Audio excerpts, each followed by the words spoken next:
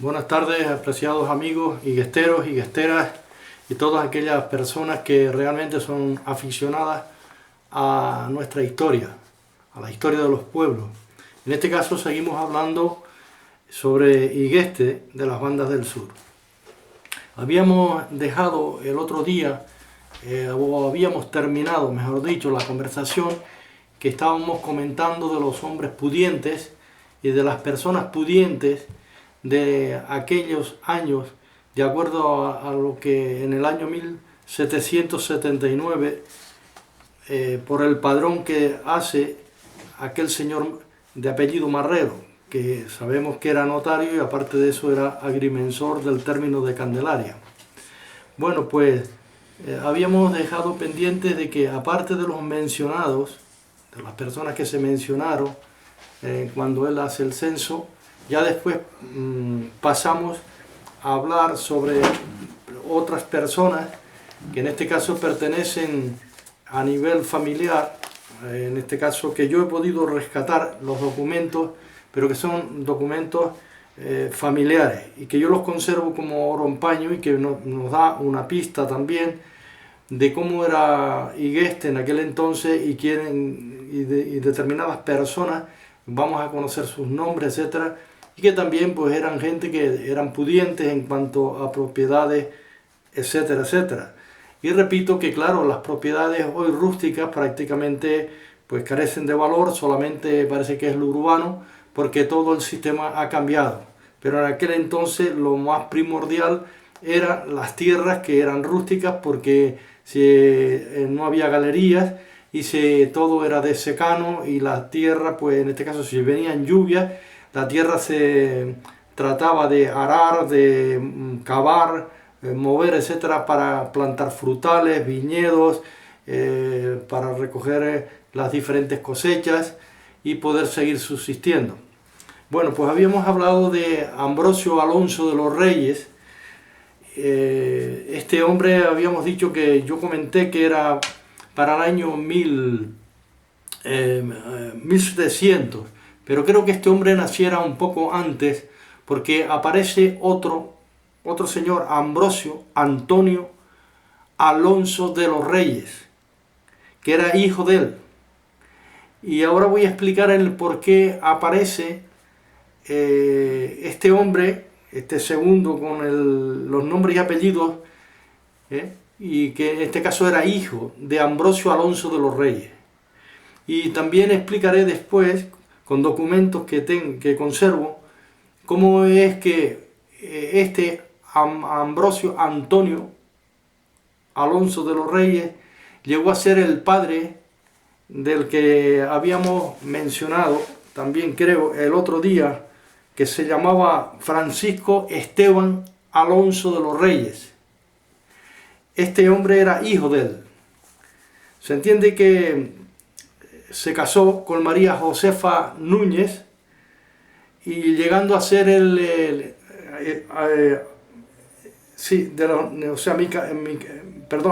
Francisco Esteban Alonso de los Reyes de Núñez y doña Josefa Núñez. Entonces estas personas, este matrimonio llega a ser los padres de Micaela de los Reyes y de Núñez. Lleva el nombre, claro, de la madre, también el apellido de la madre, mejor dicho. Esta mujer, hay un registro que dice que nació en el año 1736 y que murió el día 12 de octubre de 1821. Hay documentos que lo acreditan. Y que fue enterrada en el cementerio de Santa Ana. Aún se dice que si fue una de las primeras de las que fue enterrada en Santa Ana, porque Ambrosio Alonso de los Reyes de Núñez fue enterrado en el convento de los dominicos, de acuerdo a los documentos que yo poseo. Y claro, todos sabemos que Candelaria tuvo o ha tenido 5 cementerios. Cuando hablo de Candelaria, Candelaria Casco, no los que están ahora en los pueblos como puede ser Igueste y Barrancondo, no, porque los demás pueblos no tienen cementerio. Los los demás pueblos que pertenecen al municipio. Entonces estoy hablando de los 5 cementerios, que el primero fue el de la cueva en Alchivinico, o lo que se llama la cueva de San Blas. Ahí se enterraron personas. El segundo cementerio estuvo en el convento de los dominicos de Candelaria.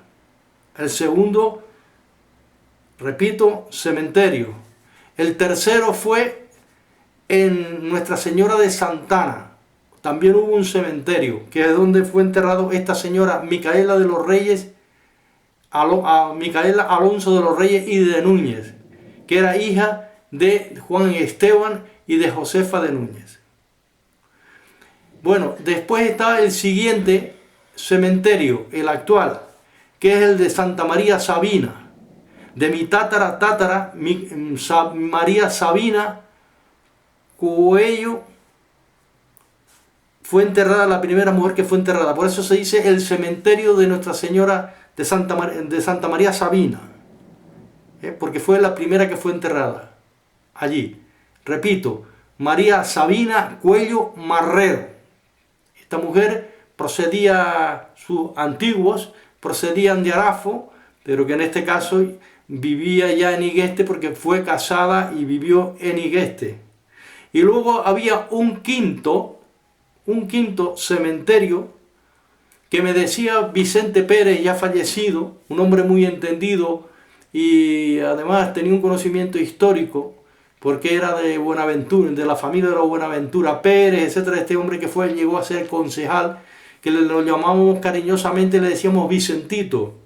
Bueno, este hombre me llegó a mí a decir que al lado de su finca había un cementerio que se llamaba el cementerio de los leprosos, o de cuando hubo una peste, y que entonces no se enterraban normalmente en los cementerios de la población civil, sino que se hizo un cementerio aparte, y que esas personas, al estar en esa condición de esa peste que hubo, o bien fuera de leprosería, o bien fuera de peste, landres, o lo que fuera, él me decía que era el cementerio de la peste, y entonces dice que fueron enterrados allí. Por eso repetimos, en este caso, el primero fue el de Alchivinico, San Blas.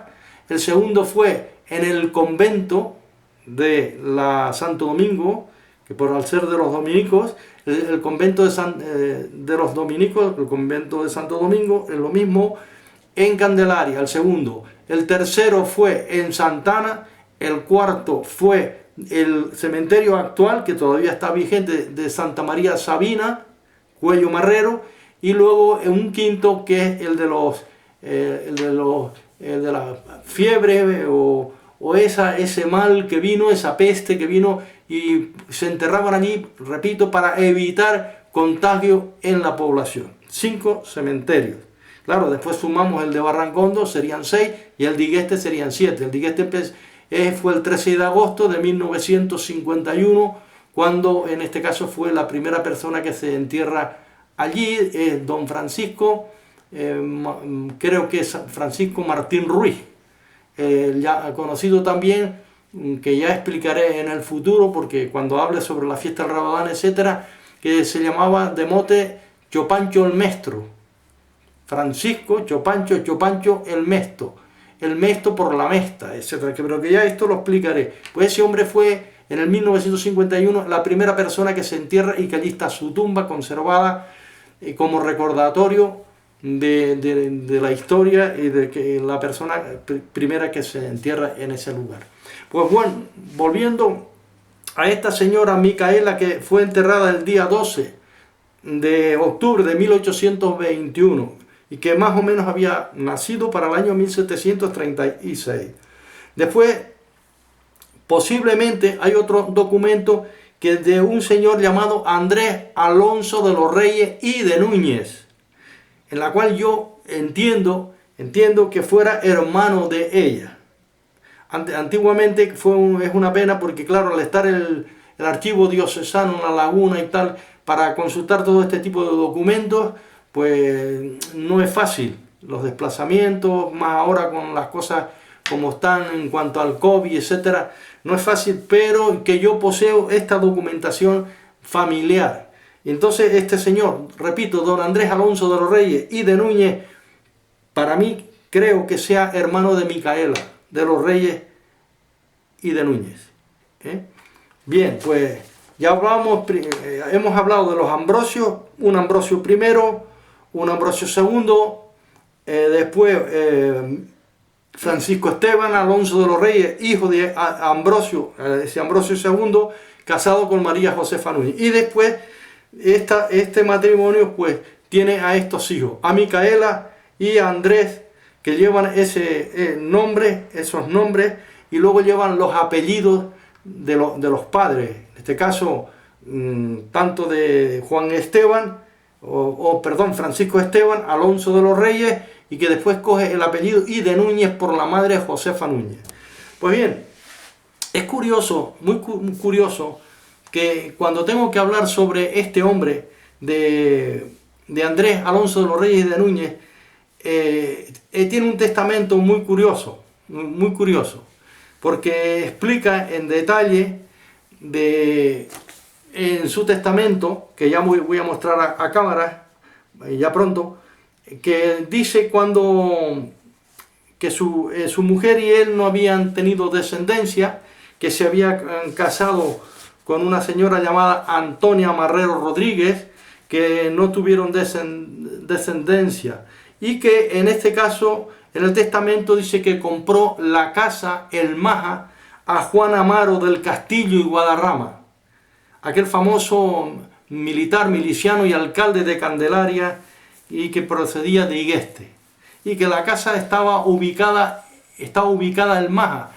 Evidentemente yo no dice El Maja, pero yo no sabía con exactitud qué casa antigua era.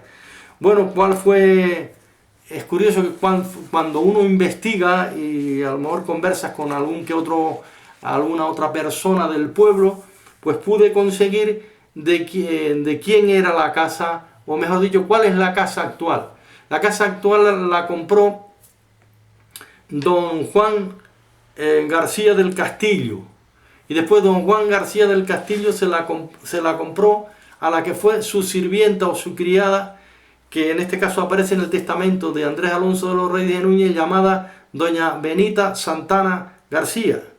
Y esta mujer, después de don Andrés haber muerto en el año 1877, o cuando testó, como ella heredó, porque le dejó la casa en testamento, ya ella pudo venderla pues 44 años más tarde. O sea, esto en sí es una larga historia, en la cual es digna de, claro, con documentos, de explicar, comprobar y ver. Y que yo no tendría ningún inconveniente en mostrar, de tener a que tuviese acceso alguien que esté interesado en los asuntos relacionados con la historia, porque aunque el archivo es familiar, pero yo no tengo que esconder absolutamente nada, puedo en este caso explicarlo con exactitud. Pues después voy a hablar del testamento y voy a citar algunas porciones del testamento, pero antes de irnos más lejos, sí me gustaría hablar de estos señores, los primeros que mencioné, que eran los tatarabuelos de este señor, de Andrés Alonso de los Reyes de Núñez, llamado Ambrosio Alonso de los Reyes. Y aquí tengo un documento, tengo varios, que es cuando ellos, al fallecer él, aquí entre otras cosas menciona, y digo yo, el infraescrito párroco cura que recibí de Ambrosio Antonio Alonso del Pago de Igueste la limosna de 32 reales por aplicar las correspondientes misas rezadas a bien de la ánima del difunto padre Ambrosio Alonso de los Reyes. Así que nos damos cuenta, ¿verdad? Y así, para que conste, y en la parte tal Candelaria, entonces cita y dice a 20 de febrero de 1813. Parece ser que es cuando había fallecido este hombre. Entonces aquí finalmente está la firma del señor Otazo, Y después a continuación dice, son cuatro pesos corrientes, como lo podéis ver ahí en cámara, ¿verdad? 4 pesos corrientes, de acuerdo a la letra de aquellos tiempos, ¿no? Y hay otro documento aquí que más o menos dice algo similar, pero que esto lo firmó el cura de Santana, el señor Montañés, citado ya en otras crónicas que yo he tenido acceso, y este hombre pues también fue muy conocido, un cura párroco de mucho tiempo en la iglesia de Santana. Bueno, pues voy a leerles más o menos para no cansar mucho. Dice, digo yo, el infraescrito párroco de la parroquia de Nuestra Señora de Santa Ana del lugar de Candelaria, que recibí de Ambrosio Antonio Alonso en el pago de Igueste de esta jurisdicción 4 pesos y 3 reales y 3 cuartos corrientes por los servicios parroquiales de la conducción del cadáver de su difunto padre a la iglesia del convento de Nuestra Señora de la Candelaria. Se ve entonces claramente, como sabemos que en Igueste no había cementerio, se tenían que enterrar abajo en Candelaria. Y aquí dice, él estaba pagando, como por decirlo así, lo que se llama hoy los aranceles, aunque a veces la iglesia decía las limosnas, pero claro, al fin y al cabo, dice, del convento de Santo Domingo, sigo leyendo, de este lugar, y que coste donde convenga, lo doy por recibido a 10 días del mes de enero del 1813. O sea, lo que leí antes era sobre misas rezadas, ¿no? Pero esto ahora es por la conducción de el cadáver, los servicios prestados, y que se bajaba abajo, en la caja, bajaba el entierro, todos los que quisieran acompañar, era la costumbre, y se bajaba por el camino de la Candelaria abajo, y después ya se entraba por el pozo hacia adentro, Cruz Pérez, la calle La Arena, hasta, en este caso, al convento. En el caso de este hombre no fue enterrado en Santana como fue enterrada su nieta, Micaela, sino en el convento de Santana. Perdón, en el convento de los dominicos de Nuestra Señora de la Candelaria. Y ahora dice Esteban Montañés, es el firmante Esteban Montañés. Y aquí dice, son 4 ducados. Son 4 ducados. No habla aquí de reales, no habla de pesos. Y claro, yo buscando e investigando lo que eran monedas también antiguas de aquella época, y en este caso un ducado decía que era una antigua moneda de oro, de valor variable. Eso es lo que yo busqué en la información, lo que era un ducado. Fue una moneda, en este caso, que aquí en Canarias estuvo vigente. Pues bien, esto era por la conducción del cadáver de este señor, don Ambrosio Alonso, y que era su hijo, Ambrosio Antonio, quien en este caso hizo toda esa tramitación para llevar a su padre para darle sepultura. Es muy curioso que me contaban los antiguos que cuando se moría alguien en Igueste, como Igueste siempre era un pueblo más pudiente, pues tenía, la familia podía ser pudiente, había otros que no eran tan pudientes, pues se acostumbraba a que en todo ese traslado los familiares tenían la obligación de dar de comer como un convite a las personas que acompañaban, en la cual se llevaban higos pasados, se podían llevar porretas, se podían llevar papas arrugadas, se podían llevar pescado salado y vino.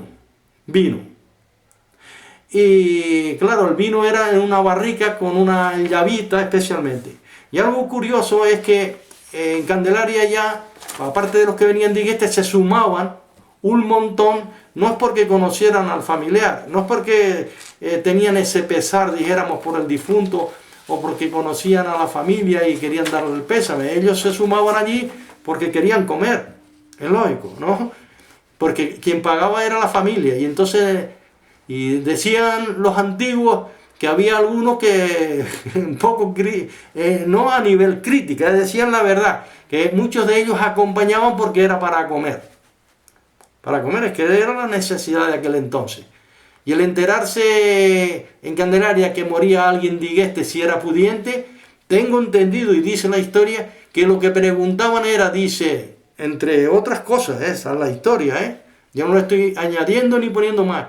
Dice, dicen que ya cayó uno arriba. Dice, sí, dice, y luego decía, algunos, claro, bajo su ignorancia o lo que fuese, decía, y tiene alguillo, dando a entender que si tenía algo, pues para abajo podían traer algo de comida. Y yo recuerdo perfectamente de hablar con un señor mayor de Candelaria, que sabía de mucha historia. No quiero nombrar el nombre, pero si en algún momento alguien estuviera interesado en decirme, Manuel, ¿quién fue quien te dio este testimonio? ¿De dónde lo conseguiste? No tengo ningún inconveniente en decir quién fue. El nombre y los apellidos de este señor. Y este señor me decía que cuando había un entierro de alguien que moría de Igueste y se bajaba a enterrar a Candelaria, bien fuera al convento o a Santana, ya dije antes que Igueste inauguró su cementerio en el 1951. Anterior había que bajar a todo el que fallecía abajo, a Candelaria. Y claro, todo eso a caminata, había que ir descansando, etcétera, se echaban un vaso de vino, fuera lo que fuera. Y me decía este señor, volviendo a este buen hombre, me decía históricamente, hablando conmigo, dice, traían dice, unas barriquitas de vino, dice, con una llavita. Dice, y unos vasitos, no plásticos, sino vasitos se iban repartiendo entre unos, claro, el COVID en ese entonces no estaba vigente. Y me decía este señor, que cuando ponían la barriquita en Cruz Pérez, más o menos donde está hoy el cine, el antiguo cine de Don Policarpo Mascareño, cerca del centro cultural, dice que en un murito se ponía la barrica. Y que todo el mundo iba, claro, al vasito de vino y tal, y que ya después seguían. O al retornar daban la comida, pero mientras tanto dice que traían la barriquita, uno se la llevaba al hombro, y entonces me decía el señor, dice, oiga, dice, yo muchas veces llegué a beber aquellos vasitos de vino, fresquito y tan bueno. Así que la historia es historia, nadie se tiene que molestar porque se comente lo que pasó, lo sucedido, etc. Y repito que yo recuerdo de personas serias decir, muchos, y refiriéndose también a los de Igueste, no van por acompañar o porque lo sienten, sino van para comer y beber. Vaya, porque siempre, claro, es que en aquel entonces la abundancia no era mucha. Y otros también, aparte de que cumplían con su misión de ir a acompañar, etcétera, porque era un deber para ellos, lo entendían así, pues también se aprovechaba, se comía y se cumplía con esa misión. Y finalmente me gustaría también mostrar otro documento. Dice aquí de las misas rezadas, cuánto había que depositar, etcétera, las misas cantadas, etcétera, todo, absolutamente todo. Todos estos son documentos relacionados con el clero y las limosnas de estas personas, mis antiguos, que fallecieron, y entonces ellos pues daban ese tipo de limosnas. Aquí pues vemos otra vez, firma don Esteban Montañez, y aquí también ahora aquí firma otros, ya no es Esteban Montañez, don Antonio Fernández. Todos estos documentos están relacionados con las misas cantadas, los traslados del cadáver, etcétera, etcétera. Bueno, esto es porque estamos hablando de la historia por ejemplo, de lo que había en aquel entonces. Y entonces yo he puesto como referente, ustedes dirán que siempre hablo de la familia, no, es que yo, porque tengo estos documentos, no son oficiales, sino son documentos familiares que yo conservo como oro en paño, que mi madre en su día me los dejó.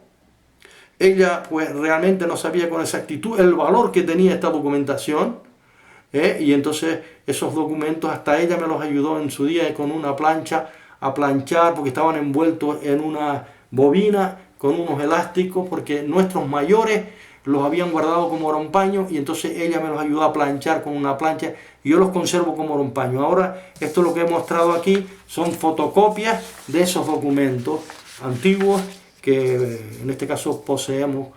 Pues nada, que pasen una buena tarde y en otro momento vamos a seguir hablando sobre los asuntos relacionados con la historia. Buenas tardes.